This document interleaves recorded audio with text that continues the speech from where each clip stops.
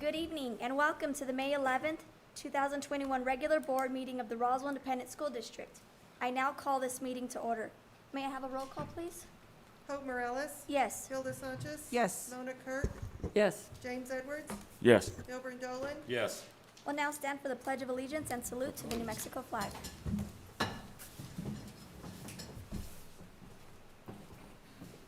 I pledge allegiance to the flag Of the United States of America and to the republic for which it stands, one nation, under God, indivisible, with liberty and justice for all. I salute the flag of the state of New Mexico, is the symbol of perfect friendships among united cultures.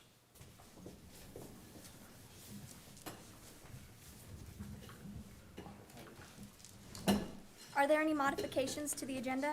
Madam President, members of the board, there are no modifications to the agenda. May I have a motion to approve? So moved. Second. I have a motion made by Mr. Dolan and a second made by Ms. Kirk. May I get a roll call, please? Hope Morales? Yes. Hilda Sanchez? Yes. Mona Kirk? Yes. James Edwards? Yes. Milburn Dolan? Yes. The ayes have it and the motion carried. We'll begin tonight with recognition. After we recognize the district donations, each board member will get to say some words of acknowledgement for each of the Nmsba student achievement recipients that they nominated. Mr. Gottlieb? At this time, Madam President, we have a water bottle donation from Westlake, Sunrise, and Bethel Baptist Church. Ms. Meeks, are you online? I just unmuted. I'm sorry, if you were on the phone, we are on recognition. Ms. Meeks, are you on for the bottled water donations? Yes. Please go ahead, Ms. Meeks. I'm sorry, if you were on the phone, we are on recognition. Ms. Meeks, are you on for the bottled water donations? Ms. Meeks? You might have to say it. Ms. Meeks? We were given water, bottled water donations by the Sunrise Optimist Club and Westlake Hardware and Bethel Baptist. And Kim, do you know how much they gave us? They've given us, I think it's 4 pallets now. We were to go pick up another 2 pallets tomorrow. Nice. Wow, that's a lot of water. Thank you, Ms. Meeks. We'll make sure we send them a thank you. And Ms. Meeks, will you send them a thank you also? Absolutely. All right. Thank you. Thank you very Thank much, you. Ms. Meeks. And for Nmsba Achievement Awards, each of our recipients board members are going to receive this really cool plaque of acknowledgement for the groups or individuals that we nominated. First nomination by Ms. Kirk. We have Kimberly Meeks, the Director of Food Services, and all food service workers. Yes, thank you, President Morales. I nominated Ms. Meeks and all the food service employees because of their diligent work in feeding our families, kids, throughout the year, the summer, the hard work, the hours they put in preparing the food and delivering to the schools and handing out in heat and weather conditions. But we truly appreciate everything you do in keeping our children fed. So thank you. I know it is just a small token of my appreciation, our appreciation for all the hard work that the food program does. Thank you. Thank you. And yes, Ms. Meeks, please pass along our words of gratitude to all the food service workers on our behalf. Mr. Dolan? Thank you so much. Absolutely. Mr. Dolan, your nomination of our district custodians? I just wanted to, echo for the other people, the other custodians are out there, and no matter what it is, they get called if they're interrupted to do something. It is first and foremost, they make sure that the buildings are clean, sanitized, looking great and welcoming for the students. And I think, that's really important, because if the kids really don't appreciate where they're at, it makes a difference. And so for the fact that they go out there, they hustle, they work nights, they shovel the sidewalks when it snows, And I just wanted to thank them for all the work and effort that they do. Thank you, Mr. Dolan. And I believe Sean Benedict and Daryl Evans are both on to accept the award for the custodians. Thank you, Sean Benedict, and who else? Daryl, Sean and Daryl, will you please let our custodians know district-wide? Yes, sir, we'll do that. Thank you very Thank much. you. Okay. Mr. Edwards, your nomination, one of them was Brent Clay, a social worker. Would you like to say any words to acknowledge him? Oh, okay. You know, Brent Clay, from what I've seen, is a very dedicated member of the Roswell Independent School District. You know, when I experienced the loss of my niece and stuff, he was one of the first people, besides a lot of the other people in the district, that reached out to me. And he has stayed in contact, and he's been an asset for not only my niece that goes to school over there, but also for her little brother and sister. And they've gotten to know him, and they're 8 and 9 years old. So every time we drive up, it's like, hey, how's it going, Coach Clay? They make me roll the window down, and I think that's what the district's all about. And we have a lot of people that do that. There was a lot of people that have reached out, and it's been good. But Coach Clay has, I knew him, but I've actually got to know him now. So, kudos to Coach Clay for standing up, and he's just a straight shooter and a good guy. Thank you, Mr. Edwards. Ms. Sanchez, your nomination, Ms. Karina Avina, a second grade bilingual teacher. Yes, thank you. I just want to congratulate and say Mrs. Avinia and thank her for her positivity and the encouragement that brightens all our students and all our teachers in the district. Thank you, Ms. Sanchez. I nominated Ms. Shelly, Bruns Director of Special Services. It has been a challenging year with COVID, but ensuring that we are supporting our students with special needs, making sure they're receiving all the special supports they need, whether it's virtually, in person, working with all of our amazing special education workers, our speech teachers. So thank you to Shelly and her entire team for servicing our students. Thank you, Mrs. Morales. I do appreciate that because they have worked hard, and I appreciate you recognizing them so much this year. Thank you. Thank you, Ms. Bruns.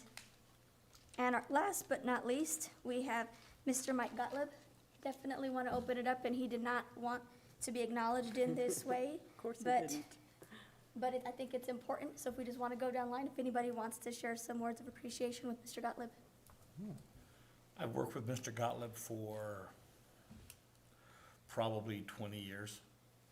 And before he was superintendent of the schools, he was in the instruction office. And no matter what happened, his first and foremost concern were always for the kids.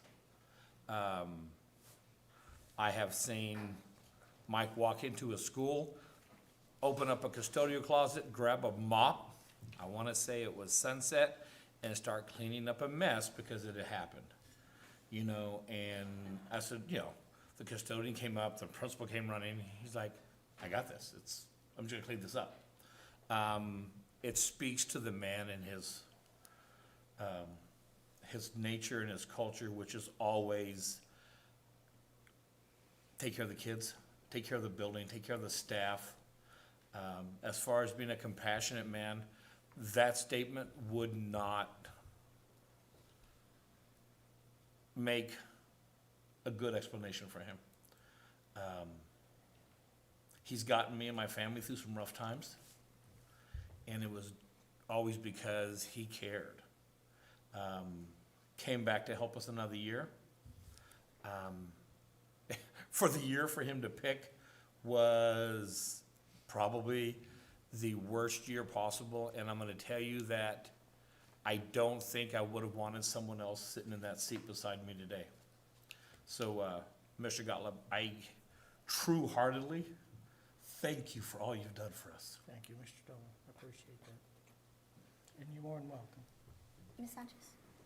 Mr. Gottlieb and I go back, I don't know how many years, but I want to tell you, He's a man of his word. Our community has a lot of trust in you, and I just want to say thank you on their behalf. Thank you, Hilda. Appreciate it. So I too go back many years with Mr. Gottlieb. I've worked with him. I've worked for him. And as superintendent, the first time around, I was just enamored with his professionalism, the way he handled staff, the decision-making, and he definitely, every decision made was for the best. The decision he could make was what was best for children. Having said that, it was always so difficult working for him because he would pick up the phone, and anytime you saw 2010 on your phone, I would start to shake. And I was talking to Mr. Luck about this earlier, and we were talking. I would always question, okay, what happened? What went wrong? But he may just call and say, how's your day? So you never really knew what was going through his mind when he made that phone call. I remember needing him one time desperately.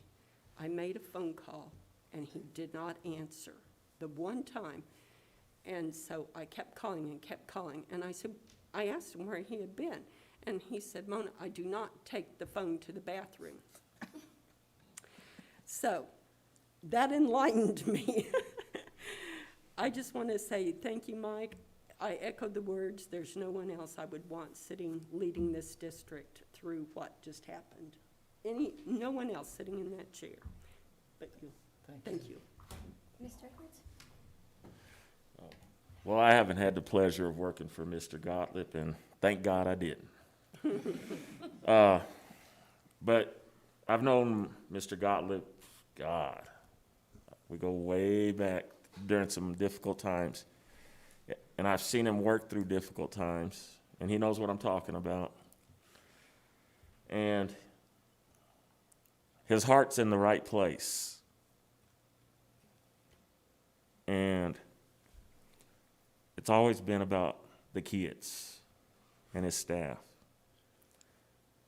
And when Milburn just mentioned difficult times, strong people will step up to the plate, and I've seen him step up to the plate on numerous occasions. It's like he told us, I didn't sign up for this. But he's persevered, he sucked it up. He's been very resilient and kept the district going. We've had our differences, and he knows we have. But I respect a man that will stand up and give it back. As good as he can give it, he can take it. And a lot of people can't do that. He's also been, I just think like Miss Hilda said just a few minutes ago, he's been there and he's kept his word. And a lot of, in this day and ages, a lot of people don't do that. And, he done us a big favor. He's taken on a lot, and it's affected his health. I see it every time we come in here. But you know what? He's persevered, and he soldiered on. And, we've had our differences, but I have the utmost respect for Mr. Gottlieb. He'll call me anytime. And he's got a real good memory, which makes him pretty dangerous. So, it's been a good ride. It's been a real good ride with Mr. Gottlieb. And, is he going to be perfect? No. But he always tries.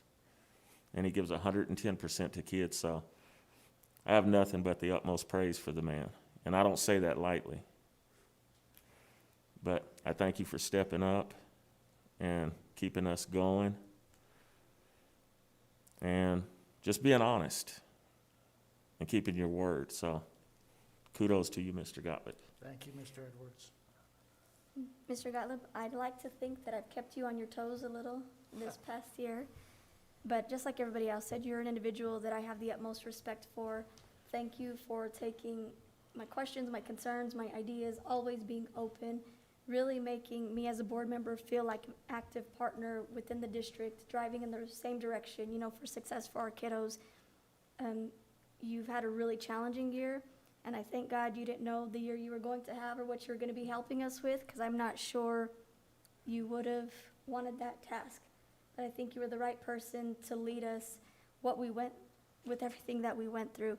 But thank you for your continued service over all of these years, and I've learned a lot from you, so thank you, sir. Thank you. Thank you, all board members. I'm very honored, very humbled. Absolutely. Appreciate it. We will now have inquiries and general comments. Ms. Whitcamp, has anyone requested to speak? Yes, ma'am, we have two. Okay. While he's calling, I will go ahead and read our ground rules. Please listen and speak with respect. No uncivil conduct will be permitted. Please do not discuss any specific student who is not your own. Please do not discuss confidential personnel matters, including those of a disciplinary nature, regarding any RISD employee. This should be discussed with the superintendent or the employee supervisor. Please self-monitor and observe the 3-minute time limit. You may be given a 30-second warning when your time is almost up. If you need to accommodate a large number of speakers and maintain a reasonable meeting schedule, the limit for all speakers may be shortened. No sharing of time is permitted. Public commentary and dialogue is only guaranteed during the public forum, not throughout the meeting. Please search for answers on common ground. You may speak on any topic, whether it is on the agenda or not. Your input will be taken into consideration. Please be advised that the board may discuss your issue during the meeting, but by law, the board cannot take action on items that are not on the agenda. For the safety of yourself and others, signs and placards are not permitted in the boardroom. However, you are invited to express your concerns during the public forum or submit your concerns to the board in writing. Okay, Mr. Gottlieb, our first speaker. Our first speaker is Jamie Fernie. Okay, Ms. Fernie, are you on? Yes. Okay, hold on. It's not coming up. it's right there. Okay, Ms. Fernie. Yes, I am. Thank you, Mr. Gottlieb. Can you hear me? Yes, ma'am, we can hear you just fine. Okay. I just wanted to take a brief moment, and I think I picked the perfect. Ask her to turn her volume down. If you'll turn your volume down, Ms. Fernie, it won't, we won't get feedback. There you go. Okay. So I just wanted to take a moment and share with you the experience that I've had over the last couple of months. I have never been more proud to be a member of the RISD district than these last few months when I was infected with COVID and I got really sick. And the outpouring of help and support and outside of the box thinking that was done by Mrs. Trujillo and Human Resources and Jessica and Shelly Bruns and Sherry Gibson in Special Services and just everybody that I work with. They thought outside of the box to help me get where I needed to go. And during this unprecedented time, I hit a point in my life that I never thought I would see. And it's hard to recover from this thing. And knowing that I work for a district that supports my success and my health meant the world.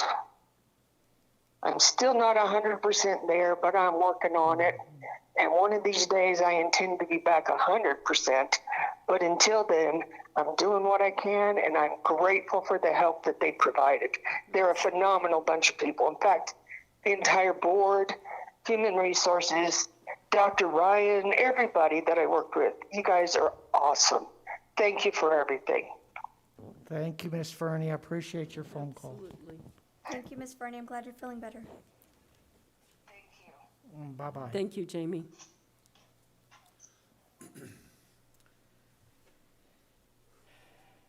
Our next call, Madam President, is Lena Warner.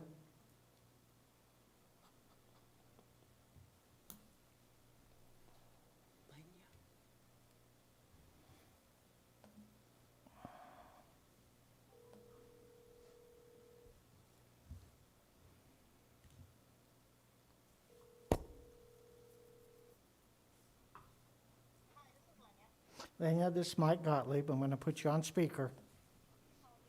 Thank you. All right, Lena, we got you on speaker now. Okay, y'all ready for my speech? Because I'm back. Yes, ma'am. Okay. First of all, I want to say thank you to everyone. And congratulations to Mr. Luck. Since I only have 3 minutes, let me get started. I also want to, before I begin, reiterate that I am not just speaking for myself. I am speaking for our city, our children, our teachers, and our substitutes, all who are a part of children's education. My name is Lenya Warner, and I am a substitute at the Roswell Independent School District. This letter is pertaining to salary increase of substitute instructors of the Roswell Independent School District. We have not had a pay increase in over 7 years. I will list names of supporters, substitutes, staff members in favor of wage increase, frequency pay, and full monthly pay for long-term substitutes, which includes, but not limited to, holidays, teacher in service, long-term benefits, et cetera, et cetera. Okay, Amy Green, myself, Lenya Warner, Virginia Garcia, Rudy Hunter, Christina Tegeda, Yolanda Johnson, Anthony Sosa, Larissa Vergara, Melissa Vergara, Michelle Horton, Manuel Warner, Christina Cannon, Zach Cannon, Donica Dunlap, Travis Reese, Renee Nava, Monica Garcia, and Diana Branch. And that is my speech for salary increase for long-term substitutes. I believe that that it's time for change, and I pray that we are part of the change with the school district, being employees of the school district, moving forward to help educate our students. And is there any questions from anyone? No, ma'am. Thank you, Ms. Warner. Okay. Thank you, Ms. Warner. Appreciate it. I thank you so much. Have a good evening. Bye. Bye-bye. We're going to move on to approval of the minutes. We missed the information. Oh, Yeah. I was going to get us out by 6:30. I'm just joking, sir. Thank you. Do we have any informational items tonight? Yes, Madam President, members of the board, we have one informational item. We have construction manager, Jeremy Sanchez.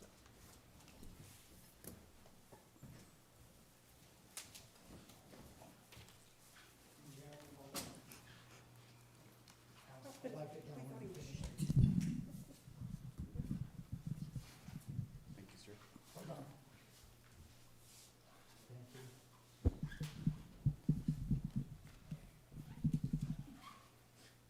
Hello, Mr. Sanchez. Good evening, President Morales, members of the board, Superintendent Gottlieb.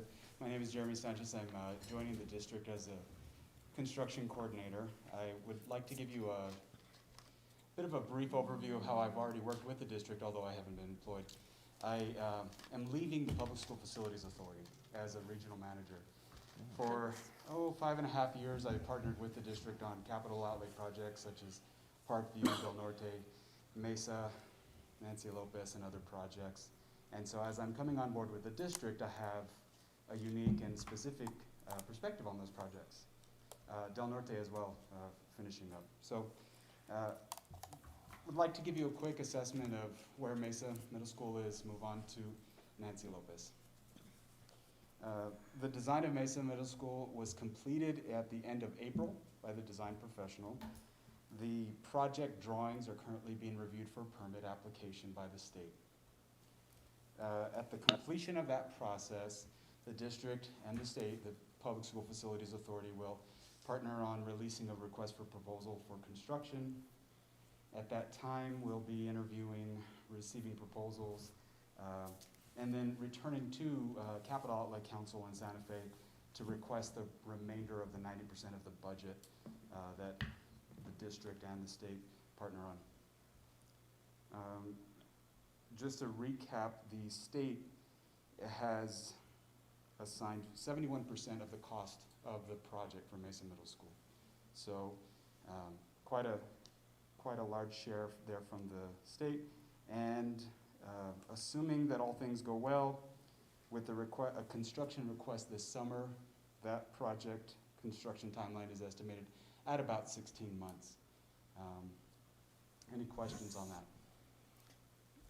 Jeremy, one question. Sure. With the increase of construction, material and labor, has PSFA been able to help other districts with that cost increase? It has been an ongoing conversation with school districts. There has been a lull in construction activities over the course of, well, since March of 2020 up until this point. And in my experience, leaving that position, I've managed projects from Hobbs, Roswell, Hagerman, Clovis, Portales. I've seen projects come out to bid. They have been some within budget, some above budget, but there's always an open dialogue between the district and the state as to these projects were never intended to address delays or cost escalations pertaining to COVID. So the state is very much aware of those things, and I feel that due to my unique perspective working for the state and now coming to the district, that I can kind of usher in those conversations should something, bidding-wise, be outside of what we originally estimated for this project. Okay, thank you, Jeremy. Sure. Welcome aboard. Thank you. Nancy Lopez. So when this project was awarded, the state wanted to evaluate some specifics about the educational program, enrollment, early planning. They didn't just jump into the design phase. So that process was complete and approved by PSFA in March. One of the unique items about Nancy Lopez is that it started with that early planning, which will then feed into the design phase, and hoping that we can schedule time very soon for discussions between the district and PSFA as to what the right size of that school facility is, what the enrollment will be. As you all are aware, enrollment has been very fluctuating and volatile over the course of this school year and last. And the state likes to fund school projects for the current enrollment. So one of the items that I'm very interested in keeping an eye on is the district's going through a facility master plan. Included in that process is enrollment projections and analysis. And so partnering with the state on the master plan, because they're sharing a cost, as well as the design for Nancy Lopez, we can leverage those two processes at the same time and ensure that we're getting sufficient space for the kids and the staff at Nancy Lopez. I'm hopeful that we can go through that this summer with the design award, which would be roughly 10% of the total project budget, hire design professional, and go on that process through this time. Design phases usually take 10 to 12 months, and depending on the size or the complexity of the facility, we'll evaluate as we go the options that are necessary. It's an older building. We want to make sure that we're having a good and solid investment to give it life for 40 to 50 years. So I'm unable to say exactly how it's going to look at this point, but we'll invest all the necessary time hiring professionals to evaluate. And Jeremy, just one comment on the Nancy Lopez project. As we begin these conversations, can we keep an eye? I believe there's some land to the east of Nancy Lopez, just to see if that might be an option for our use some way, somehow. I just think now's the right time for us to look into it and keep that as an option open. Absolutely, and as I'm onboarding with the district, I'm getting familiar with all things related to RISD, and so, my interest is, I've been doing school business, capital outlay work for many years now, and I'm always looking for not just rebuilding on the same site, but keeping options open as to how can we better do this given well, that location, along a very busy intersection that was never intended to host that many cars and students and whatnot. So absolutely keeping options open. Thank you, sir. Lastly, update on Roswell High School athletic field project. Working with Mr. Cole on getting up to speed with the project evolution. As we'd already mentioned, there's just items that are taking a lot longer to secure or obtain that are just normal things like 2x4s and steel and chain link fencing. So as I get up to speed with that, make sure to keep on track of those long lead items and make sure that we're not spending more for what we've already obtained. Do we have an estimated timeline of completion for that? Madam President, I'm not as familiar with Okay. that project because I haven't been involved with it from the state's perspective, so it'll be part of my Understood. onboarding process. Thank you, Mr. Sanchez. Thank you very much. Thank you, Jeremy. Good evening. Appreciate it. Thank you. Thank you. Madam President, we have one other, we have May assessment update by Ken. Ken, are you online? Mr. Bewley. I'm taking myself off mute. Can you hear me? Yes, sir. If you'll give me a thumbs up, I'm watching you on YouTube, then I can see. 10-second delay, though. So keep watching. Oh, okay. All right. Well, I'll go ahead and start. In your package, you received the copy of the Opportunity to Learn surveys for this year. They're very different, as well as a list of all the things that we were going to touch on. The Opportunity to Learn surveys are out there right now. They're anonymous. They're just on SurveyMonkey. There's nothing secret about them. They are not tied to teachers. They are not tied to the district, and they're not tied to the schools for evaluative purposes in any way. It's just a way for the state to keep a finger on the pulse of the state and see how virtual learning and distance learning has been effective, or how it's affected the students, their perception, as well as the teacher's perception. Is there any particular questions about the OTL surveys before I start making my way down the list? No, sir. Okay. All right. Right now, in December and in October, we did IMASA. That's the subject areas are math, reading, and language arts. They're shorter versions of the state exam, the Nmsba. So these, the advantage to these is we get an immediate result, and we can track progress from the beginning of the year to the end of the year. Our remote students can take it. The virtual students can take it. You can take it on a Chromebook. You can take it on the browser. So it's really, really handy for us to get some real data, just like iStation. Yep. Am I still on? Yes. Okay, good. So we're in process with that right now. That's grades 3 through 8. And let me go over the ones that we've already finished last month. Does anyone need any more information about the current IMASA that we're doing, grades 3 through 8? Mr. Bewley, will you be sending the board the results from that once complete, just to compare beginning of the year and end of the year? Yes, there'll be a complete report with that. Another advantage of having the IMASA is that the parents also have access to the system for their own student.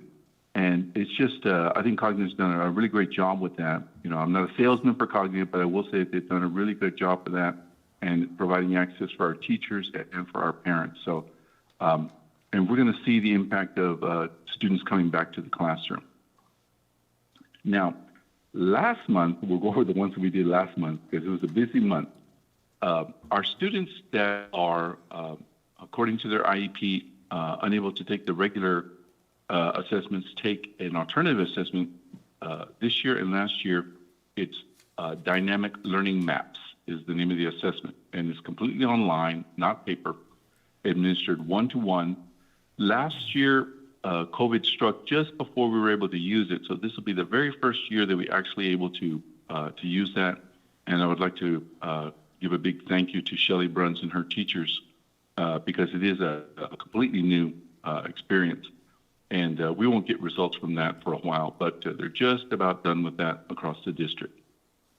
Last month, we also did the Universal gifted screening, COGAT, and that was done with second graders. Again, the second grade did a great job. They had to do that in their classroom, and the gifted teachers under Dr. Lucero administered it to the students that were remote. So we tried not to leave anyone out when we were doing that screening. Again, the screener is just an initial step, but it does give us an indication of where we need to look even more closely. So those results are still being collated. Also, last month, our first grade teachers gave the dyslexia screener, and we'll hear more about that later in the meeting, but that was a process as well, and I think our teachers did a great job trying to screen all the students, both remote and in person. Over 600 first graders went through the exercise. The state exams, the ones that meet our ESSA requirements, are Nmsba for ELA and math, and NMASR for science. Those were all done in April. They all closed up on May 7th, but it won't be until August, probably, until we get our complete results from that, just to emphasize how important it is to take the interim IMASA, much more useful for our teachers.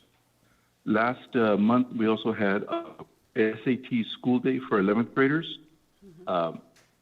It's an opt-in this year for testing, so we made it available to all 11th graders, advertised it heavily, made phone calls, emails, Canvas messages. We had about 300 students show up to take the exams, of course, practicing the distancing and all the safe practices. So we had about 300 students across the district at all the different high schools take that exam. Currently, right now, we are taking the PSAT digital, well, actually it's an SAT digital practice exam through Khan Academy. All of our students from grades 9 through 12 have a Khan Academy account. And so to save the district some money, we're taking our test through Khan because there's no additional cost to that. And again, the results are immediate. So it's much more useful to us. And we were trying not to come up with another big, huge expense and sitting around waiting for results from College Board for a couple of months. So I'm excited for that, and I'm waiting for the results to that. It'll take another couple of weeks till we get them all in.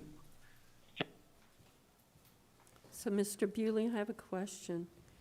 How closely is Khan aligned to the College Board assessment that we typically give?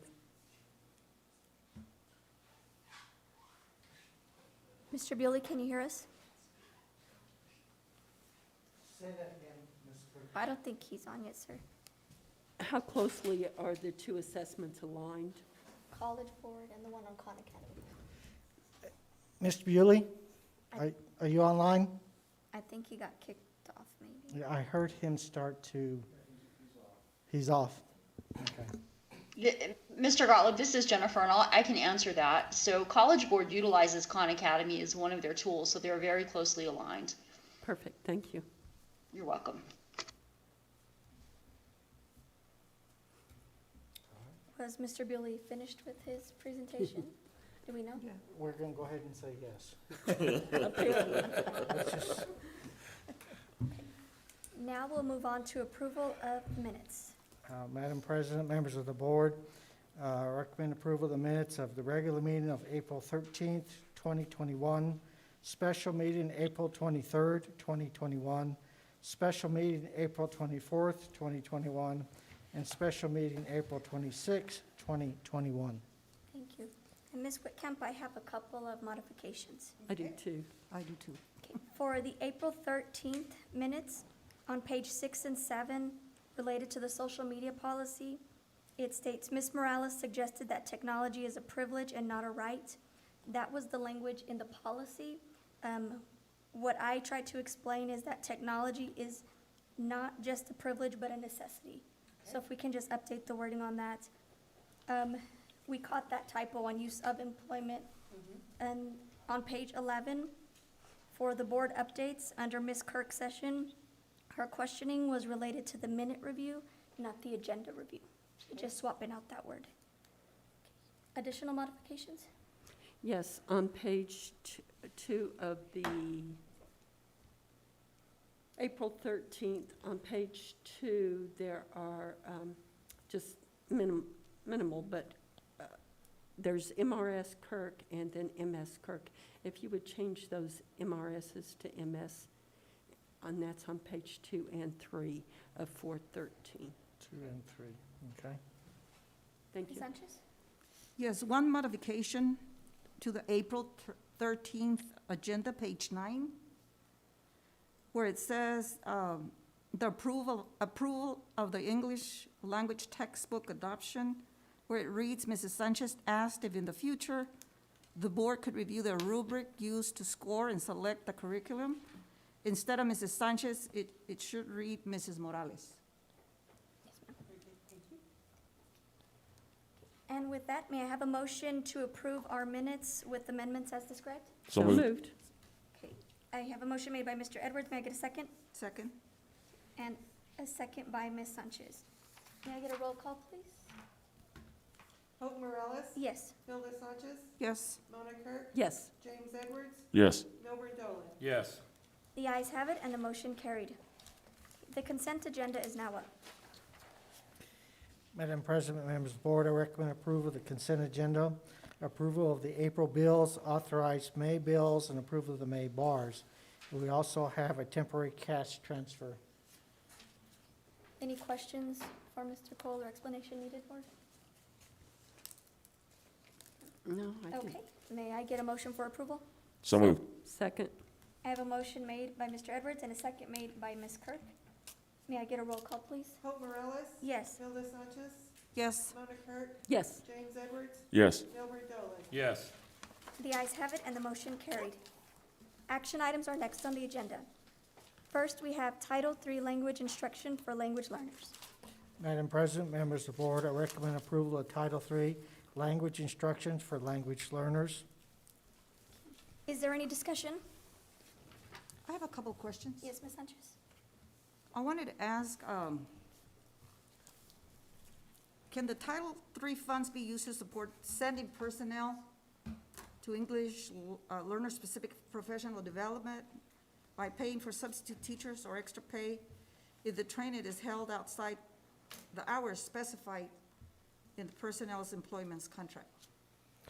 Andrea, are you on? Or Jennifer? Can you hear me? Yes, we can hear you now. Okay, yes, that depends on the training, and if it's approved, any training like that, I always send that to PED to get their approval prior to.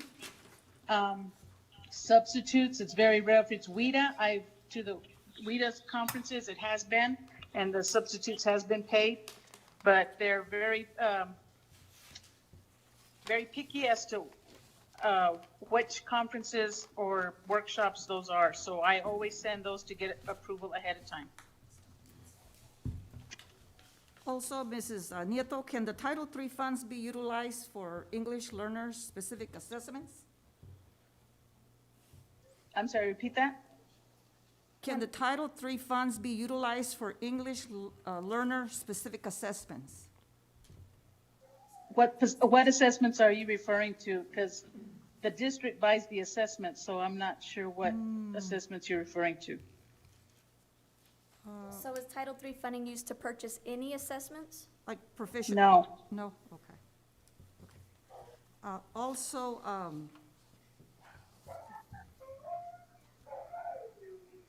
how can your Title III funds be used to provide special education services for English language learners? Those students are pulled out or given services by the pull-out teacher, the bilingual teacher, using the same programs, using the strategies for special ed and for ELs. We don't specifically just put them separate. So it's a dual program? Well, yes. Okay. They'll come in, the special ed student will come into the classroom or to that pull-out program for that time, that specified time. Thank you. Thank you. And I'm sure Ms. Sanchez on the IEP, It's and gotta we'll be make there. those designations on there. according to the IP needs of the individual student. And I have just one question, and this is a question I ask every month whenever we look at some of these documents. It's, what are the outcomes that we're expecting to have by the actions? So in this document, we're giving the actions, but for example, how many parents do we want to serve in our ESL program? Or how many teachers are we trying to train? I'm just hoping for numbers associated with it so I understand the goal of each activity so that we know if we've met the goal or not. So if it's not in this document, are those goals somewhere else? Well, first, right now, we haven't had a sign up for parents in a while, so it's trying to rebuild that, because it used to be at the AESC where we had a room for them. So now we will have to find a school and then bring those parents in, so we'll have to start fresh. We're just hoping to get even 10, 15 parents and then build it up. I know the ones, if depending on the school that we're at, those parents will feel comfortable, but it's trying to stretch it out to the rest of the school, other schools, to come into a school that across town or wherever. So that's, our goal is just to up the numbers of the parents. Is that what you're asking? Yes, that's what I'm asking, like, what are the goals? If we do the actions, what do we want the outcomes to be? So at least, I can understand that having 15 parents attend our ESL programs, it's just understanding, again, what are the outcomes for each of the action steps that are given? Well, we hope that the parents to learn English so they can better support their child in the classroom. And that way, when they go into the schools, they can talk to the teachers themselves instead of having to have an interpreter there. So it's also to help the parents just support their students, their child, I mean. Is there a way that we're gonna be measuring that, though? Are we giving them a survey to see if our instruction helps them and in turn they're helping their students? Or like, how do we know if we've done our job in supporting them? There's no survey that's been out, but we can put with the sign-up sheets that are in open house. That's one way to start, and I could put something together to put how many interpreters are needed that we used to have and didn't have before. That'd be great, Ms. Nieto. I'd appreciate that. And President Morales, this is Jennifer. I hope you don't mind me interrupting for just a moment, but part of what we'll do is we'll align all of our actions with our 90-day plan. So when Ms. Nieto writes her Title III application, or we have our Title I application, all of those actions are written into the district's 90-day plan, and then we follow up with, part of that is setting the goals and the anticipated outcomes and following up. Where are we? Did we accomplish those goals? What do we need to do differently for the next 90 days and so forth? That's great, Ms. Cole. When is our next 90-day plan going to be coming up? We're working on that right now, and we actually have a 90-day planning session with our school principals on Thursday morning. Awesome. Thank you, Ms. Cole. You're welcome. Any other questions? That's the end of the year. Okay. With that, may I have a motion to approve? So moved. So moved. Second? Okay. Motion made by Mr. Dolan and a second made by Ms. Sanchez. May I get a roll call, please? Hope Morales, Yes. Hilda Sanchez, Yes. Mona Kirk, Yes. James Edwards, Yes. Gilbert Dolan. Yes. The ayes have it and the motion carried. Now we have approval of the 2021-2022 application for K through 6th art funding. Madam President, members of the board, I recommend approval of the 2021-22 application for the K-6 art funding. And I know we have Ms. Smith on the phone. Do we have any questions for her? Yes, I do. Okay. Ms. Smith, I know it's been a challenging year for your art teachers. How has it gone?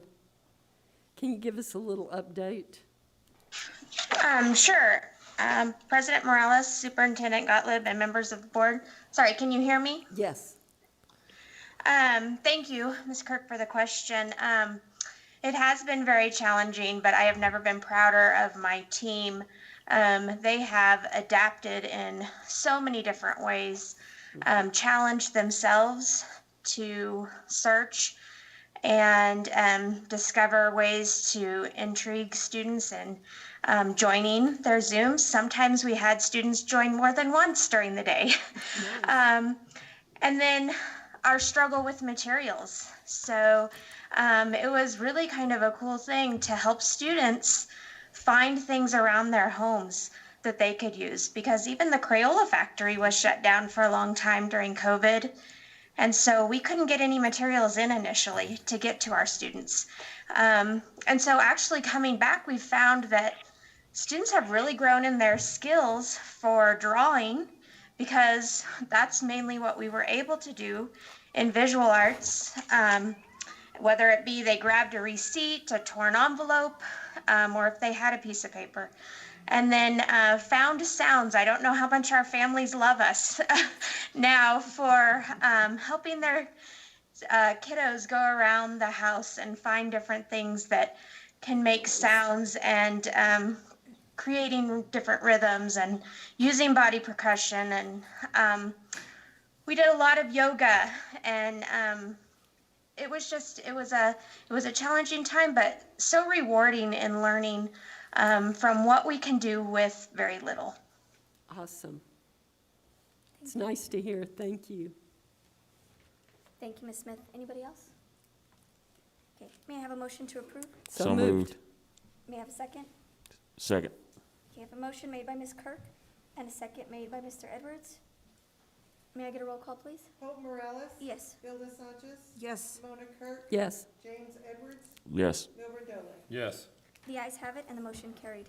And I do want to acknowledge the district for supporting the program even amid the budget cuts, for making sure that our arts remain a priority. Next, we have approval of the art resolution, and we received that full resolution in your email this morning. Clerk. Madam President, members of the board, I recommend approval of the art resolution. Is there any discussion? I'll reserve mine for after my vote. Any questions? Okay, with that, may I have a motion to approve? So So moved. moved. Okay, may I have a second? Second. I have a motion made by Ms. Kirk and a second made by Mr. Edwards. May I get a roll call, please? Hope Morales? Yes. Hilda Sanchez? Yes. Mona Kirk? Yes. James Edwards? Yes. Milburn Dolan? The ayes have it and the Yes. motion. I'm sorry, Milby. I apologize, Milby. It's okay. I'm on a roll tonight. The ayes have it and the motion carried. Okay, Ms. Kirk? Yes, so I didn't want to comment on the art resolution until afterwards, because I didn't want it to influence the vote. But I want to thank, Ms. Howe, Elaine Howe, for helping me to draft this. And I know she's on and watching. And thank you, Elaine, for being on board with this. Everybody knows Elaine that is involved with the arts community. She has a very large art family. Her son, Jeremy, is or was the planetarium coordinator, and he himself is an artist. I do believe he creates jewelry. Then her daughter, Miranda Howe, is a local artist and ceramist, and she is the owner of Bone Spring Art Space, and she is well known throughout the community. And then, of course, her cousin, Kim Wiggins, who is they're related by their fathers, and he's a local artist, painter, and sculptor. So with her help, we put together this resolution because she has history. She was the first person to create to get past the arts resolution. I mean, not the arts, get the CLC funding for the arts after Richardson passed the legislation, Governor Richardson. So between her and Mr. Gottlieb, they're the creators of they are the creators of the arts, the CLC. And with that, also the two original artists that came on board were Deetta Hitchcock and Gretchen Phillips.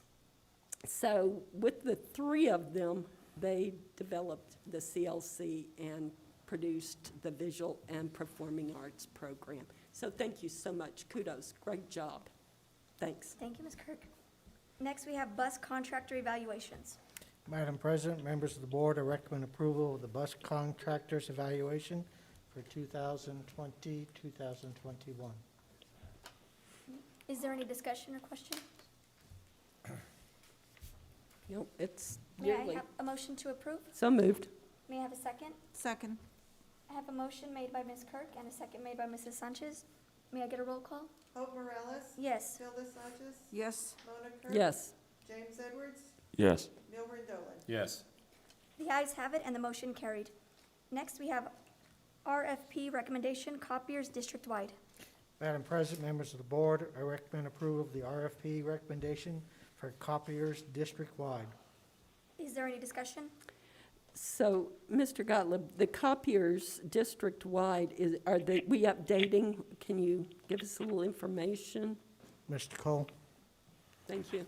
the latest. Yes, sir. Yes, ma'am. Thank you for mentioning that. This is a different vendor than we have used over the last several years. But I will tell you that we had used this vendor prior to, I believe it was Mr. Burris's administration.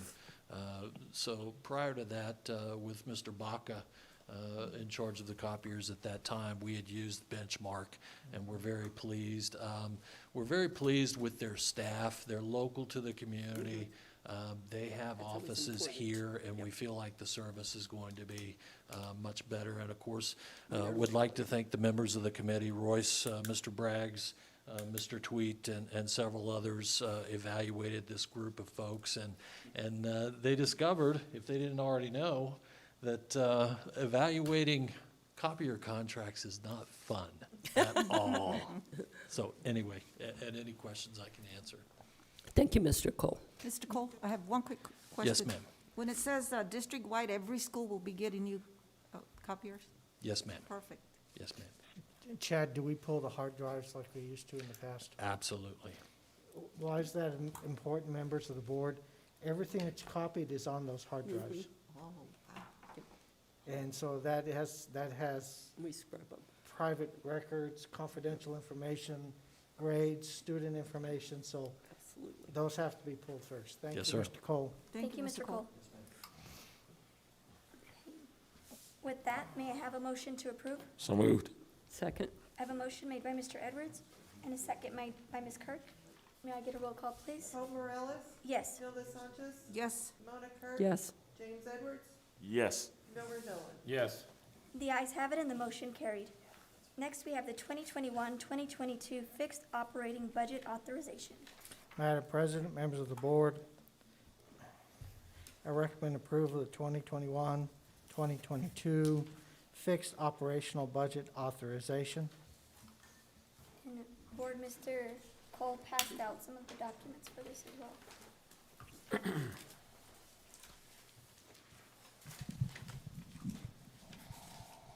Are we going to?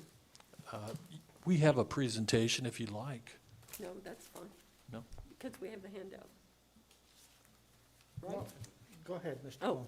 yeah, you do what Yes. you want. It will be brief. I'll tell you, Madam President Morales, Superintendent Gottlieb, members of the board, I don't like making excuses. I hate it, just as much as I can think of anything I don't like. But I will say this, with this year, it has been wild, and we all know that. Particularly with budget, everything has been compressed, pushed back, and revised. And whether we're talking about funding awards, you get a funding award one week, you start calculating all this payroll and all these benefit line item accounts, all these things, and then you get a new budget the next week. And guess what? It's never an increase. It's always a decrease. We've seen that with the SEG formula this year. We've seen with our BAR preparation, our budget adjustment requests through the OBMS, Operating Budget Management System of the PED, that fund numbers are no longer there.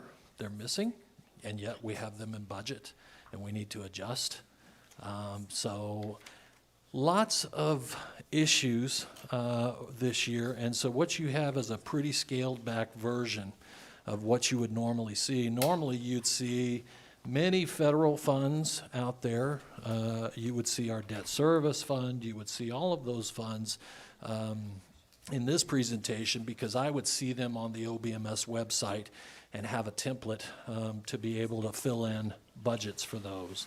I don't have those this year. I've got operational and capital outlay just came up this morning.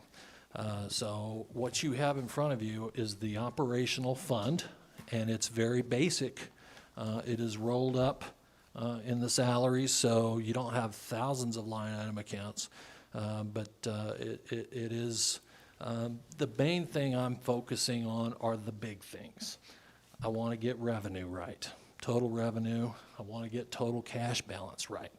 I want to get my estimate from this year's revenue versus expenditures and anything left over pulling into next year right. I feel good about those things. Those are on there. I will tell you I'm going to tighten up the salaries and benefits a little more.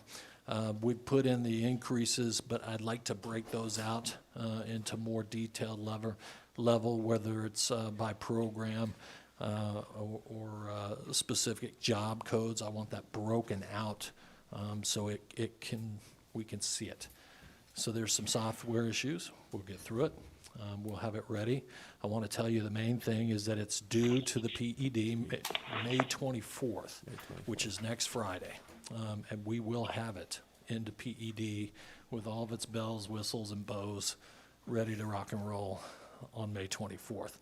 I worked on it this weekend. I worked on it last night. I've been working on it. But nothing seems to work. So it is what it is.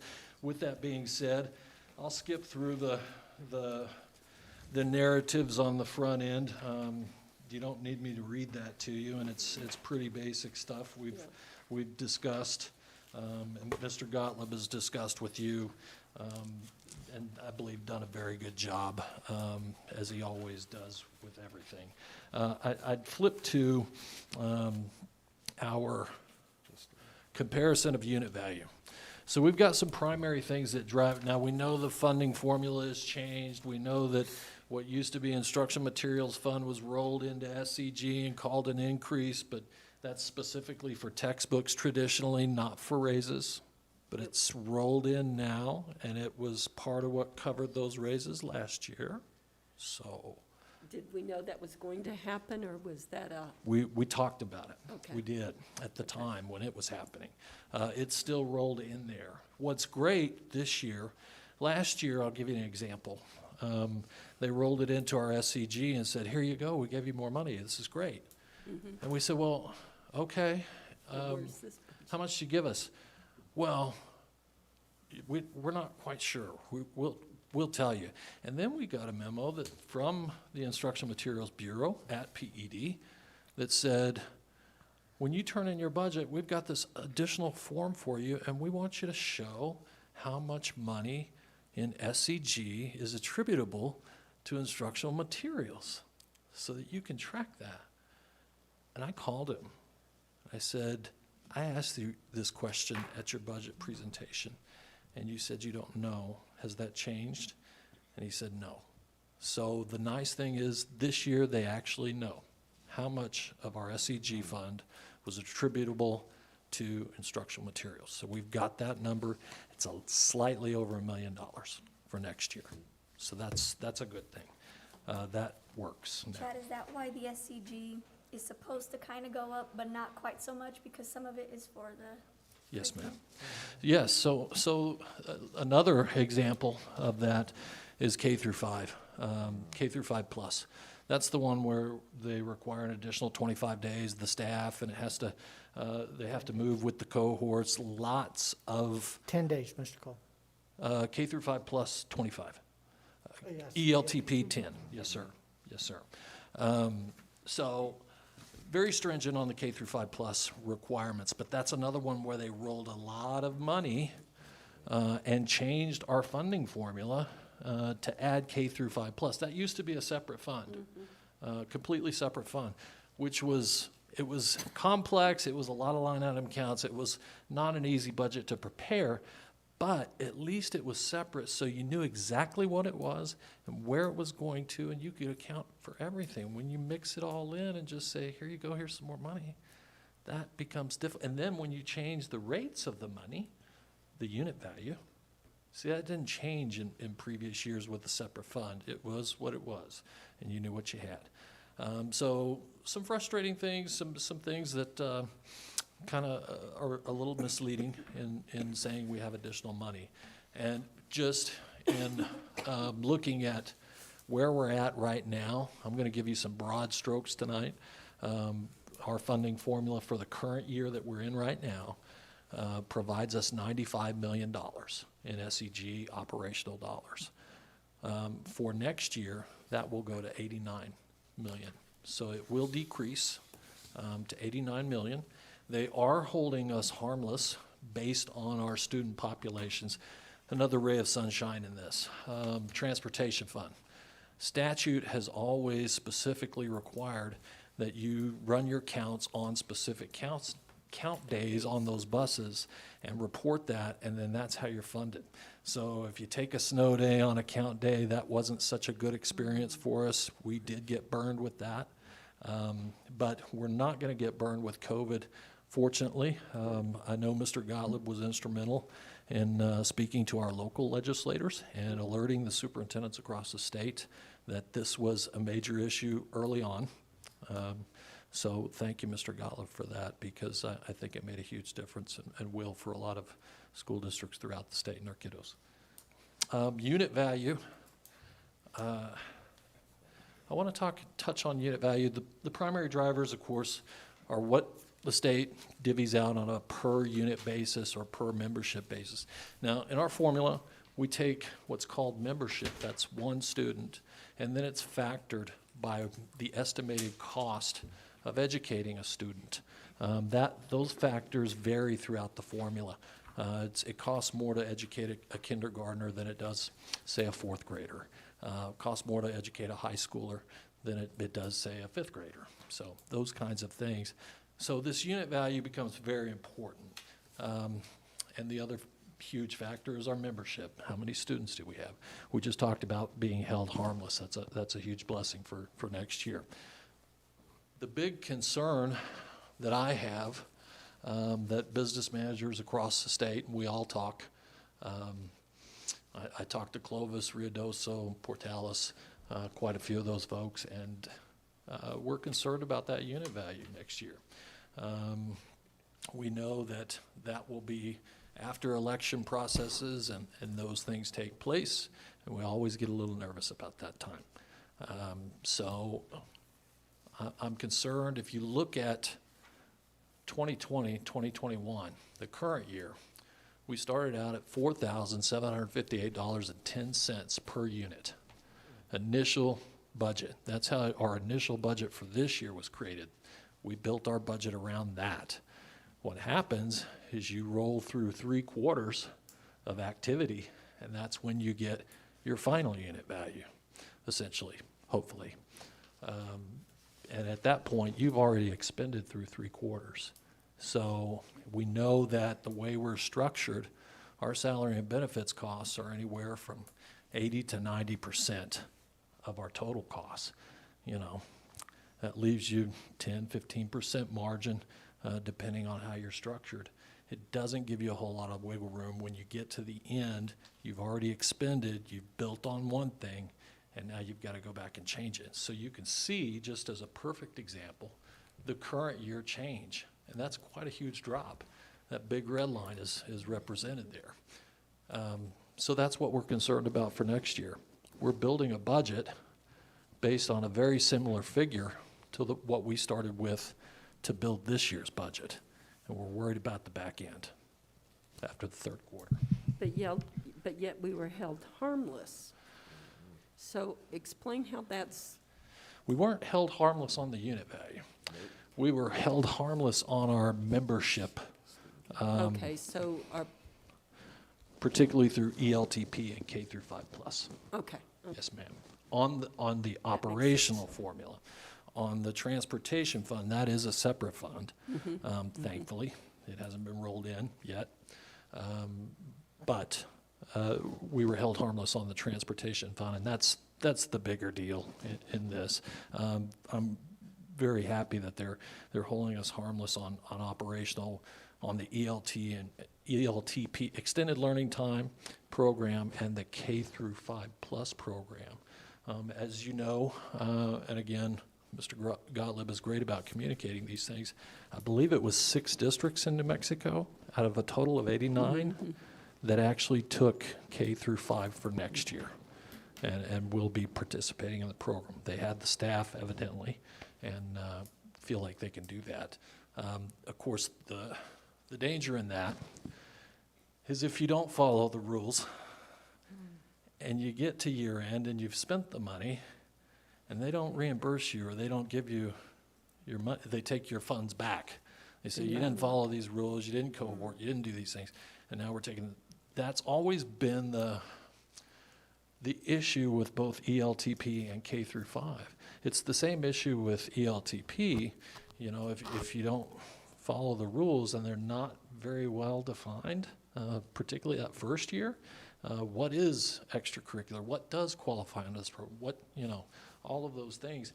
And with the threat of, you know, being able to pull back that money at the drop of a hat and after you've already spent it, that's a problem. That's a problem for a lot of districts. And you tack on the calendar issues. 25 days additional for K through 5+, 10 days additional for ELTP.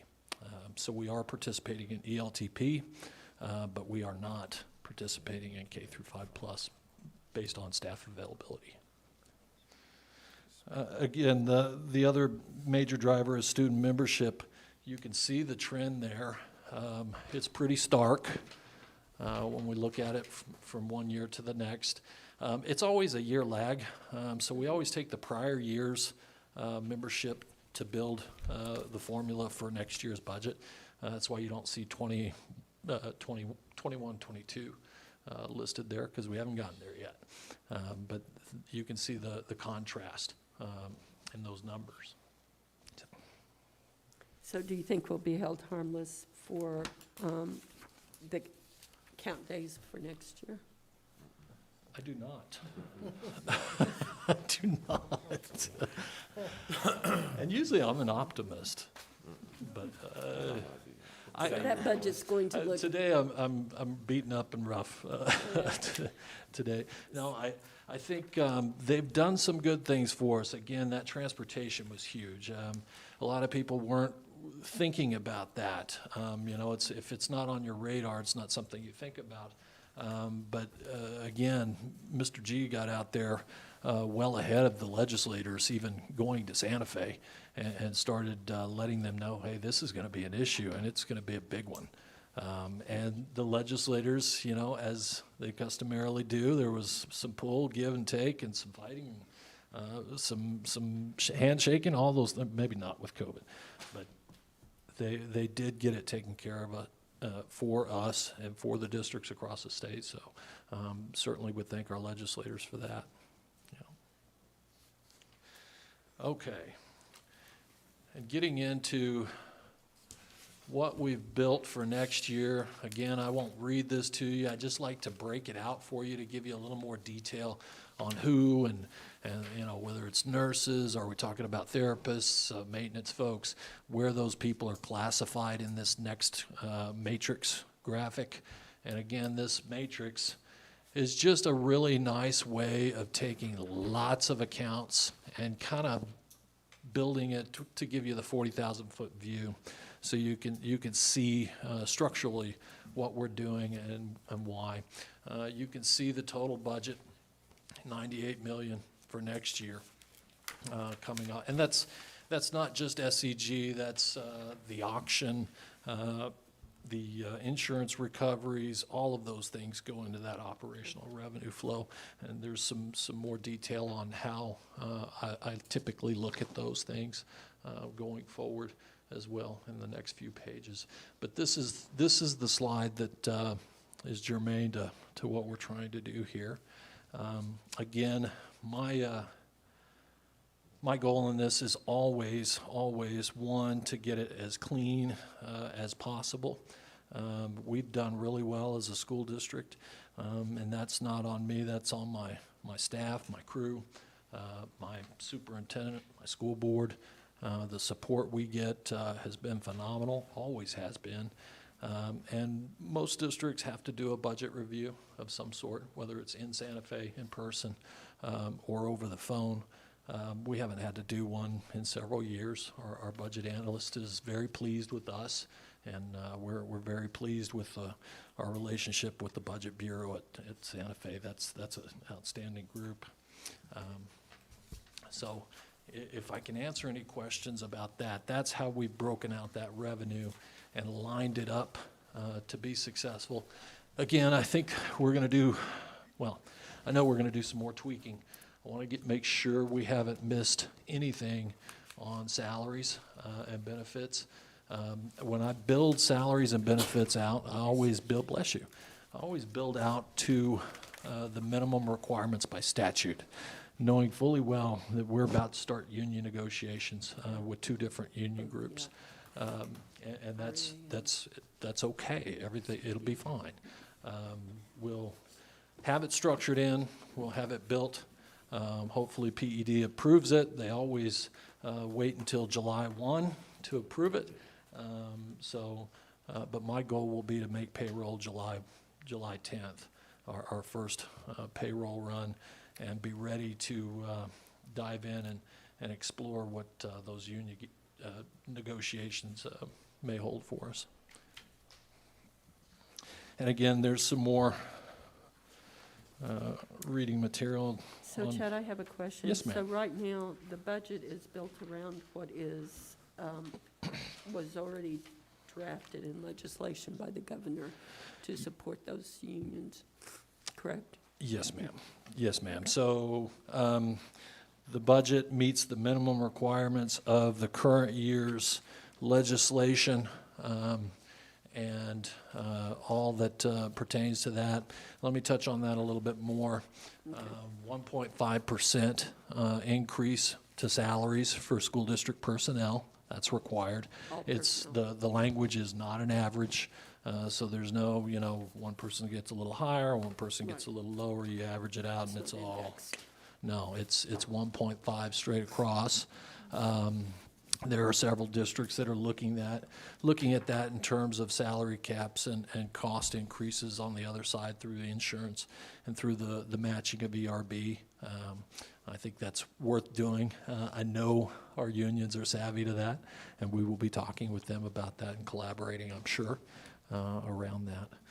Also, typically on the three-tiered licensure system, there is some kind of minimum requirement that you must meet.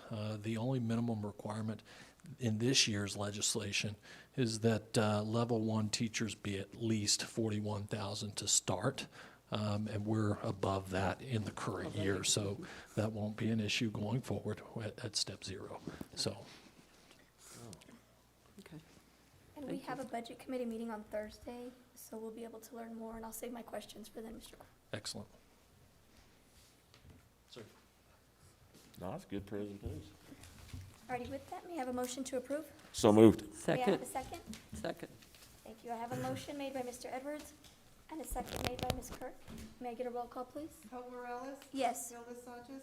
Yes. Mona Kirk? Yes. James Edwards? Yes. Gilbert Dolan? Yes. The ayes have it and the motion carried. Now we have social media policy, second reading. Madam President, members of the board, I recommend approval of social media policy. This is the second reading. Board, do we have any discussion or questions? Mr. Hill, I have just one item. I know since this is a little bit lengthier of a policy, I thought we were going to add page numbers for it. And I wasn't sure if we had any language change on the page 2 of the policy, lines 11 to 12. This was what I brought up last month about the technology being a privilege, not a right. And I think last month, the language that the board said was adding condition of proper use of employment. But I didn't see Yes, so any changes. I'm so sorry. Madam President, Superintendent Gottlieb, members of the board, let's go through, if you will bear with me, the changes that our lawyer, Lori Gerke, made based on the recommendations of the board from the first reading. So on the first page, it's on line number 4. It says the Roswell Independent School District, RISD, recognizes that district personnel routinely use. So under personnel, what happened here is that we had talked about the volunteers and adding that to this policy, but what our lawyer is recommending is that because policy and regulation for district employees should not mix for those for volunteers, that we should keep that distinct because we lack authority over the volunteers. So the district may remove a misbehaving volunteer at any time, and that is included in a volunteer policy that we're going to see later on. So she responded by making those changes in the additional, with some additional language in the other 2 policies, and we'll see them when we get to them here a little bit later. Also on page 1, there was one more change, and that was on line number 11, where it says that the school district has the authority to discipline or even terminate employees for speech, including off-duty electronic communications. And so what our lawyer is recommending here is that the district, again, has no authority to discipline volunteers for off-duty speech, and our authority allows us to remove the volunteer. And so she left that with this language. So those were the changes that she made on the first page. And now going to the second page, which is what you were referring to, what our legal counsel is stating is that this is the language that is stated in the law. And so their recommendation, although it is awkward and it isn't truly what the board wanted to see, her recommendation is that because it is in the law, that we should keep it so that it is worded the same way, so that we have that across, I was going to say across the board, but it has a hidden meaning there with the board. Also, she's saying that the policy also indicates that the district may revoke the employer's use of district technology at any time. And so again, legal counsel is recommending that we leave that language to say it is a privilege and not a right. Thank you for that clarification, Mr. Hill. And then if I may continue down at the very bottom of that page, it's on line number 40.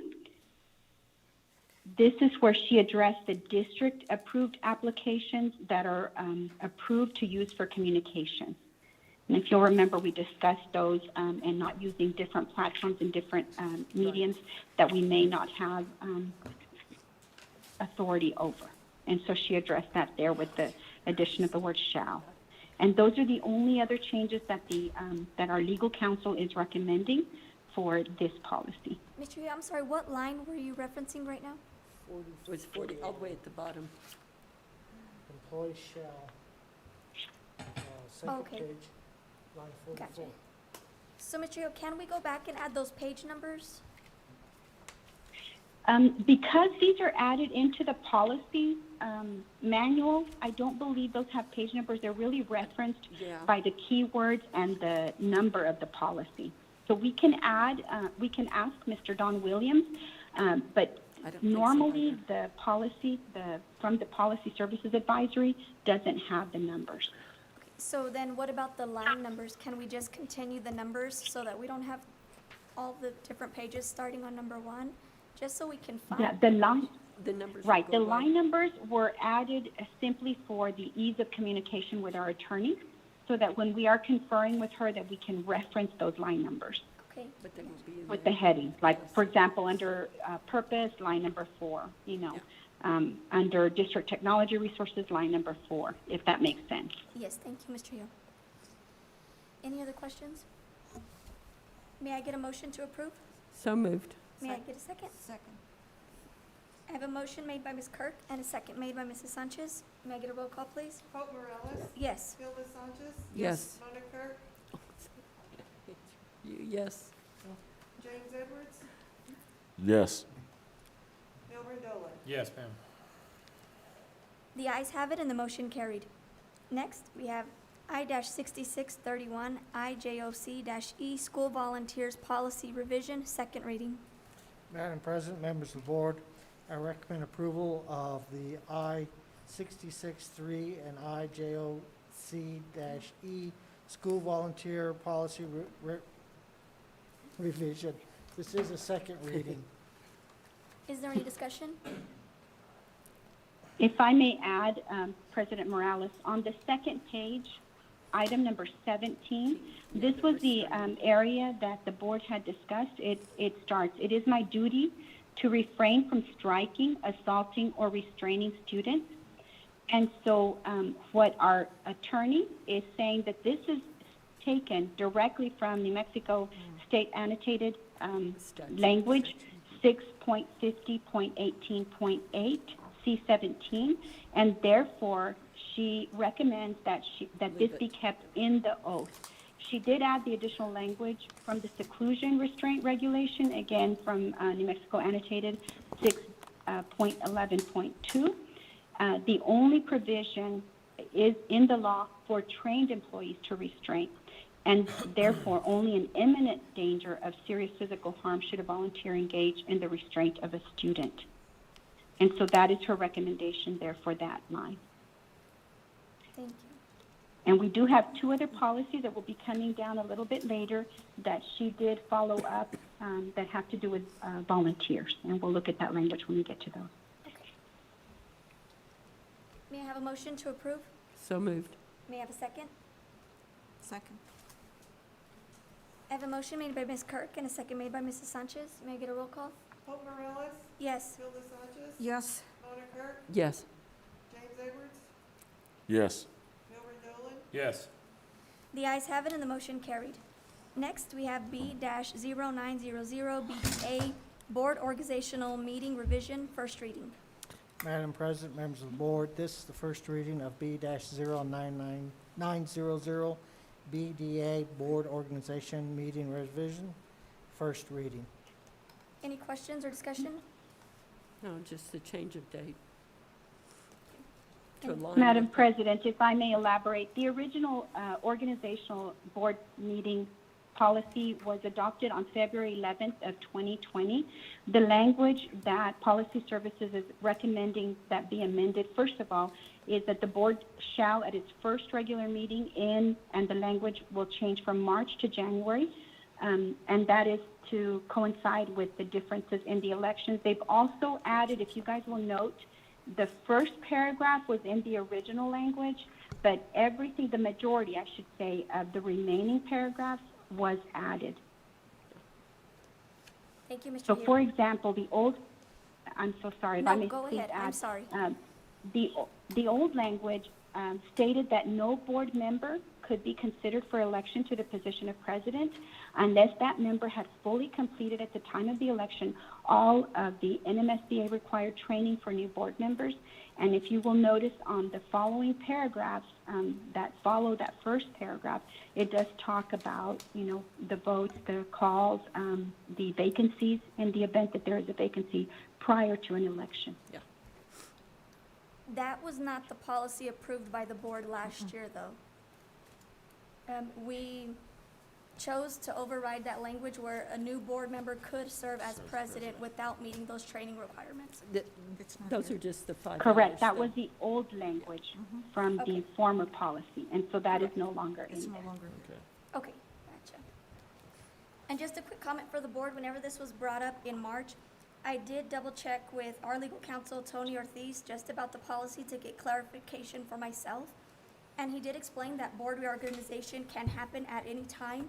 It doesn't have to happen just that once a year in January. And that office holders could serve less than a year or more than a year at the pleasing of the board. Correct. Thank you. Okay, next we have Jlcba, Dental Examination of Students Policy, first reading. Madam President, members of the board, I would like to take notice that all these policies were because of legislation that was passed this year.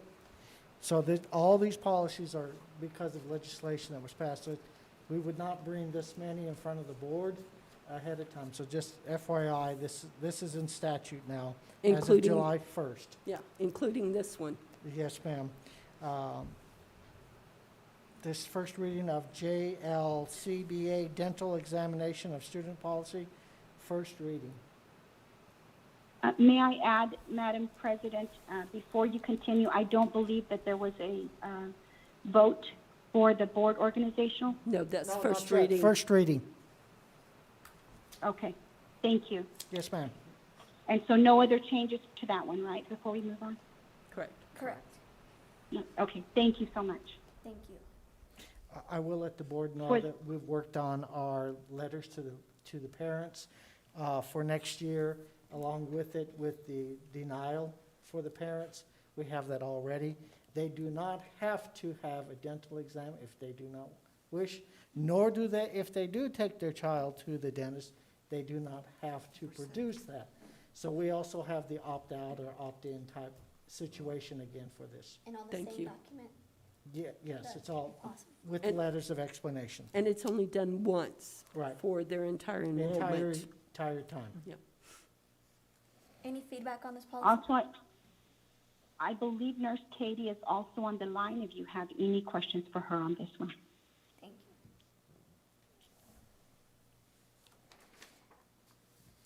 Okay. Next one, we have G-6100, Gcqf, Discipline, Suspension, Termination, and Discharge of Professional Staff Members Policy Revision, first reading. Madam President, members of the board, this is first reading of G-6100, G6QF, Discipline, Suspension, Termination, and Discharge of Professional Staff Members Policy Revision. This is a first reading.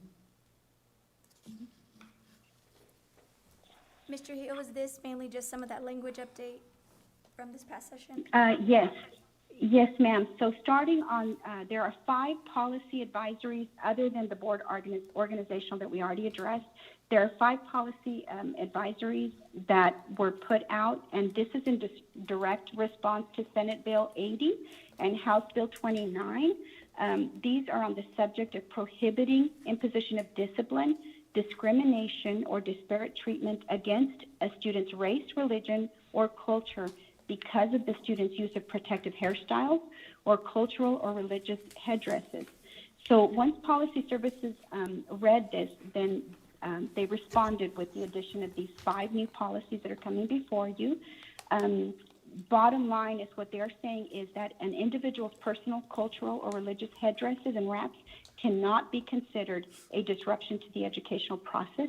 And so the focus of the disciplinary action regarding the hair or coverings of the hair is relative to the individual's personal, cultural, or religious beliefs. This can no longer be considered reason for disciplinary action. In addition, House Bill 43 added a section to Statute 22-5-4.3, and it requires that all school discipline policies define and include a specific prohibition against racialized aggression involving a student or school personnel, and that we provide the links to a statewide hotline. You'll see reference made to this later on. We looked and we have not been able to find the hotline yet. Policy Services has also not passed that along to us because it does not seem to exist yet. So again, it's called for in statute, but we don't have it. Once we do, then that will also need to be added to our website. And so they did provide for the definition of racialized aggression, and it would be defined now as characterizing, categorizing, or marginalizing an aggressive act as racial in nature. And so you'll be seeing these 5 policies, again, referencing this hotline that does not exist yet, but these are the ones that are now coming before you. And just to give you a little bit of background on that. Thank you, Mr. Hill. Any questions on this first one? Okay. The next one we have is G-9300, GDQD, Discipline, Suspension, Termination, and Discharge of Support Staff Members Policy Revision, first reading. Madam President, members of the board, this is the first reading of G-9300, GDQD, Discipline Procedures, Termination, Discharge of Support Staff Members Policy Revision, first reading. Any feedback from the board? The next one we have is. So if I could just draw your attention to the items, what I had Ms. Carolyn do, my secretary, she engaged in an arduous process of looking at the language from the former policy and the changes that were added. So you will see things that are underlined if it was something that was added. You can see the highlighted area for us to put in the website for the district, so we will personalize that. You will see strike-through through any language that was removed. Again, Policy Services does not do this for you. I wish that they would do that for every policy that is brought before you so that you could see the changes, but we did take that time to do that for you so that you could compare what was new and it would just bring it to your attention. So I hope that that is helpful. Ms. Trujillo, thank you, and I will take your comments further. I will let Mr. Guillen know that that would be a service that we would appreciate. And please thank her, Mr. Hill. That is very helpful to see It is. the changes quickly, especially when we're looking over so many. So please share our thanks. Thank you. The next one is I-6600 Ijoc School Volunteers Policy Revision, first reading. Madam President, members of the board, this first reading of I-6600 Ijoc School Volunteer Policy Revision, first reading. Board, any feedback? And for this one, if I may elaborate, as you will recall, because of the discussion that we had last month on the volunteers, our legal counsel found 2 additional policies that were impacted. And so on the I-6600, under definitions, volunteer means these persons, including relatives of students who provide service. And what our legal counsel is telling us is that statute does provide for a legal definition and an understanding to distinguish between a spontaneous volunteer and a regular volunteer. And so the requirements are different for each of those categories. And so our legal counsel is saying that with the situations where volunteers are being used that have not been provided background checks and fingerprint checks, that we would recommend that we only allow regular volunteers in our schools. And so regular volunteers go through the oath, they do training, we do a background check. And so again, because of the jurisdiction that we have over the different categories of volunteers, their recommendation is that we only use the regular volunteers and not the spontaneous volunteers. And that's what that language is referring to there under volunteers. Thank you. Our next one is I-6611 Ijoc-R School Volunteers Policy Revision, first reading. Madam President, members of the board, this first reading of I-6600 Ijoc School Volunteer Policy Revision, this is the first reading. If I may draw your attention to the highlighted areas on the second line where it says, based on the qualifications and availability of the volunteer, and then the next sentence starts with the word only following the appropriate application and training process.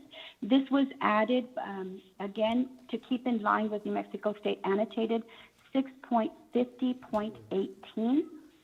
Additionally, in the third paragraph, if I may draw your attention on the second line, and it talks about training shall include information regarding volunteer conduct, privacy and confidentiality, ethical standards, and then it continues. Again, this distinction between a spontaneous volunteer and a regular volunteer is made keeping in line with the New Mexico Annotated State statute that I just referenced. And so this is their recommendation, once again, in keeping to that language of what volunteers we allow in our schools. Thank you. Wow.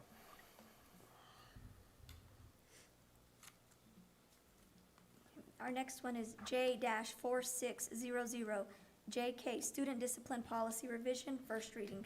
Madam President, members of the board, this first reading of J-4600 JK Student Discipline Policy Revision, this is the first reading. If I may draw your attention to the second and third paragraphs, this is the additional language that was added, again, in response to the new laws that were just passed. Bottom line is it's talking about how the board shall allow for no local school board, shall allow for the imposition of discipline, discrimination, or disparate treatment against a student based on the student's race, religion, and then it continues there. It does have an area for us to put in our website, and so we will personalize that one with our website.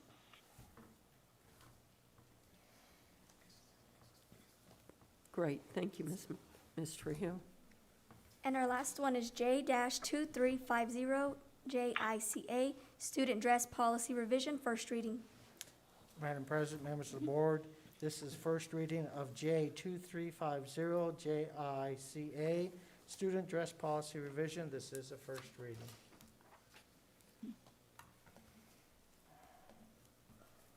Any feedback, board? Okay, we're going to move on to reports. Mr. Gottlieb, would you like to start us off? Just a continuation of graduation. It's my big concern that the public know all our graduation stuff, so I'd like to go over this real quick. Early college, high school graduation is June 3rd at 7 o'clock at the Will Bowl. Roswell High, big gym if inside. Roswell High is Friday night, June 4th, 7 o'clock at the Will Bowl, and Roswell High inside. Oh, Goddard big gym, thank you. Goddard's graduation is June 5th, 10 o'clock at the Will Bowl, and in Goddard's big gym if inside. UHS. Now, take notice, UHS could be changing. We're going to have to watch how this is. There's 20 or 22 graduates with about 100 parents that volunteer. Mr. Miramontes is looking to see if we can do something different. We're asking PED if we can have it inside. If we're in yellow, that cannot happen. So we're looking at trying to do something different. But at this time, if we are in green or turquoise, they would like to have it in the Pueblo Auditorium. If we are in yellow, we'll have to be at the Will Bowl with 100 people plus for UHS. We are working on that one.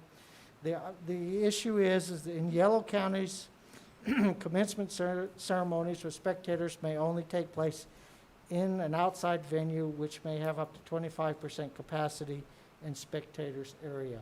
The difference for Yellow County and other activities is we can still have graduation inside with students, the board, and minimal administrative staff.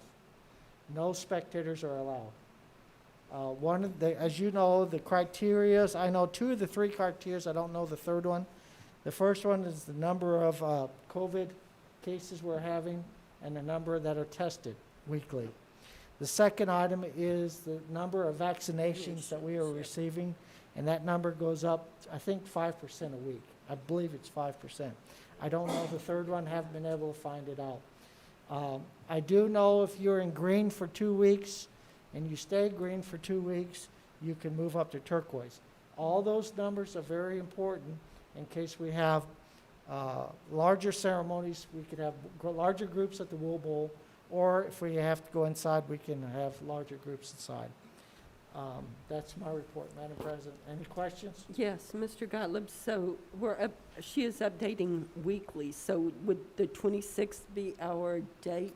Well, in the letter that was sent to all the superintendents by Dr. Stewart, which I sent to the board, it stated on there our cutoff date is May 19th.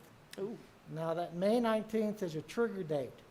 If we are green or turquoise on May 19th, we're good. Okay. Otherwise, it will be every Wednesday to see if we go to green or turquoise. So we still have a chance after. So we there's a actually have a second chance all the way up to the 26th. June 2nd, I I think that's correct? Yeah, Ms.? June If you're 2nd. looking at your calendar, Yes. Ms. Vogel, Ms. June- Kurt? June 2nd. June 2nd is our last date. So literally, this could change two days before. Okay. So we just need to pay attention to those issues. Okay. Thank you. And Mr. Gottlieb, I have just one comment, just to share a concern, because I know we've had students who have had to sit out from different activities and events because of COVID exposure.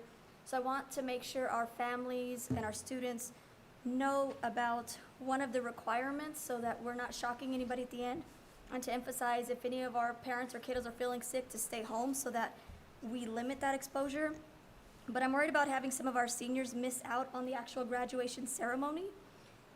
If a student or staff member is positive for COVID, all students and staff that they are in contact with will have to quarantine for those 10 days unless they're vaccinated. So if they have to quarantine within the time frame of our graduation, they may not be able to attend the ceremony.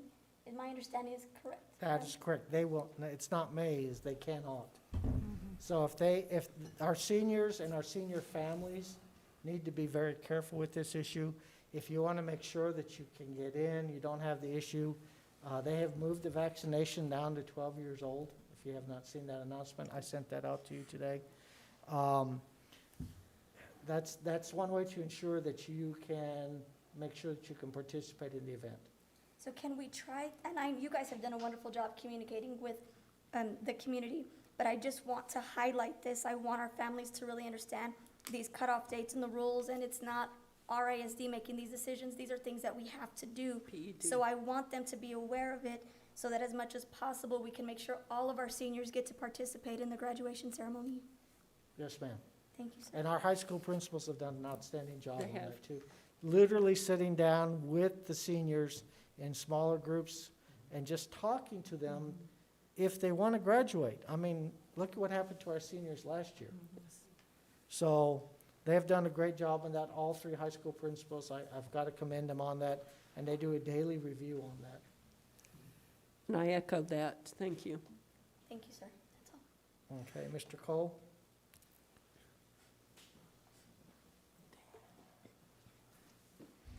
Yes, Madam Board President, Superintendent Gottlieb, members of the board, you have before you the year-to-date general ledger activity for revenue and expenditure activity of the district as of April 30th. There are no particular issues there. You can see each funding source by fund number. For example, the first line item is operational fund 11,000. You can see that the budgeted revenue for that particular line item is 98 million. Again, that's current year activity. And then all the 11,000 accounts, function 1,000 through 5,000 thereafter represent expenditures. And so on and so forth for each fund. You can see each fund has its name out next to it. So I don't have any particular concerns there. I know you've approved a lot of our, well, you've approved all of our bars for tonight, and there were a lot of them. So I'll just kind of briefly update you on where we're going and what we're trying to accomplish. Right now, we are cleaning up all of the various line item accounts for the 50 some odd different funding sources. So you've heard the old saying that guy's keeping 2 sets of books. Well, we're keeping more than 50. Each fund has its own set of books, its own balance sheet accounts, its own income statement, so on and so forth. So I've got a tremendous staff that I cannot say enough about. They've gotten me through it. I hope they think I've gotten them through it. But it's been a wild and rough year for everybody, and I really appreciate them. One of the things we're going to come to you, and typically we'd bring it this time around, but with everything kind of slid back, we're just trying to reorganize ourselves, reorient ourselves is a better way of saying it. We're going to come to you in June, ask you for blanket approval for maintenance bars specifically and temporary cash transfers specifically. You notice I didn't say permanent cash transfers or anything other than maintenance, increases or decreases. That would not be appropriate, and we would not ask you to do that. We will ask you in June to give us that temporary authority to make those, so that if we spot anything in, particularly this year, we can clean it up and have a tidy set of books when our auditors come to visit us in August. So we'll be bringing that to you in June. We're going to press forward with budgets and get those rolling with PED. There's always a back and forth exchange there once we've submitted everything, which I personally appreciate. We're all looking out for the same things. Let's get it right. The next steps will be, of course, negotiations, rolling forward, closing out the current year, all the POs and all those things that are out there, make sure we're paying our bills on time and nothing outstanding, wrapping that up, rolling forward the new year, setting up the accounts in the new year, and making that first payroll. And again, would just brag on the staff. You've got a fantastic, not just business office, food services, maintenance, you know that, but particularly appreciate our new payroll officer and the work they've done. Of course, Ms. Linda Purcella, Maria Hernandez is doing the charters budget and all of our federal funds. Sean maintenance, Kim and Jeremy are our newest hire. Kim in food services, they are outstanding. Thank you, Mr. Cole. Medea, you have retirement staff information? Yes, sir. So as far as our retirement for this year, during the period of August through March, we had 9 employees submit their retirement. Those that will take effect as of the end of their contracts in June, we've got 27 thus far that have submitted their retirement paperwork. So bringing that to a total for this school year, we have 36 employees that have submitted their retirement. Of those, we have someone that we can celebrate. They are retiring from our district with 33 years of service. This is a secretary. We have someone that is retiring with 32 years of service. It's a security guard. We have someone having given 31 years of service, and that's a secretary. We have 1 teacher, 30 years of service. We have 2 individuals, a diagnostician and a teacher with 27 years of service. We have 3 individuals with 26 years of service. And then we have 6 with 25 and 2 with 24. The period of 20 to 23 years is 6. So that brings us to a total of 23 individuals that are retiring from the Roswell Independent School District with 20 or more years of service. We are giving out red and silver apples. The red apples go to our non-certified staff. We have 17 non-certified staff members that have announced and completed their retirement paperwork. We have 18 employees that will be receiving the silver apples, and these are engraved with their name, their years of service, and the thank you from the Roswell Independent School District. We have 1 administrator, an assistant principal, that is retiring, and so he will be receiving a plaque. We'll also be changing, just for you to know, the pins for the years of service used to be given at the end of the year, and then somewhere along the way after Mr. Gottlieb's tenure, it was changed to the beginning of the year. And in discussion with leadership, we did decide that it is more appropriate to give out the pins for years of service at the end of the year after someone has completed that year, rather than at the beginning of that year when they have not done so yet. And so that will be a change going forward. So for the retirement, we will be sending the plaques and the apples, all of the recognition, to the schools. Again, because we have the regulations for the COVID safe practices, we'll be in keeping in line with those. Thank you, Ms. Trujillo. Yes, thank you. And congratulations to all those retiring employees. Next, we have board communication, informational updates and acknowledgements. Anything from the board briefly? Yes, briefly. I just want to congratulate all the seniors, parents, and teachers and staff for getting our kids there. I know I have one graduating, and it takes a village. It honestly does. So I want to thank everyone out there who had a hand in getting our seniors to the stage and across the stage. Thank you. You're greatly appreciated. Thank you, Ms. Kirk. And I want to invite our staff and community members to drive by the Wool Bowl. I am so excited that the buildings are being painted. So they are being updated from the beige color that we've had since I was a student in the district. They are now a gray color, but they have a red and blue stripe to show, you know, just celebration of our two high schools here. Good. And thank you to Robert Mendoza for going out there and all of his hard work, and Mr. Gottlieb for allowing this change. I think it is great and something that the community can be proud of. Alrighty, this is the end of our agenda. May I have a motion to adjourn? So moved. Second. I have a motion made by Mr. Edwards and a second made by Ms. Sanchez. May I get a roll call, please? Hope Morales, Yes. Hilda Sanchez, Yes. Mona Kirk, Yes. James Edwards, Yes. Milford Dolan. Yes. And time of adjournment